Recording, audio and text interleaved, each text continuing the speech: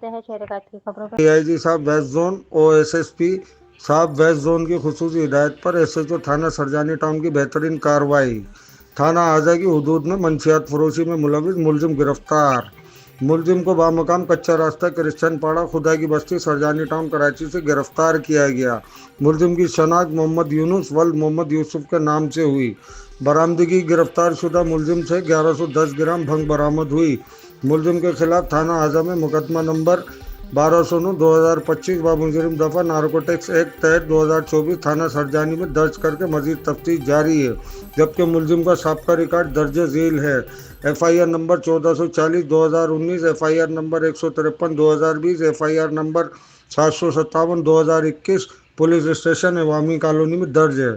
Shahid Khan, crime reporter, K6 city news, Karachi.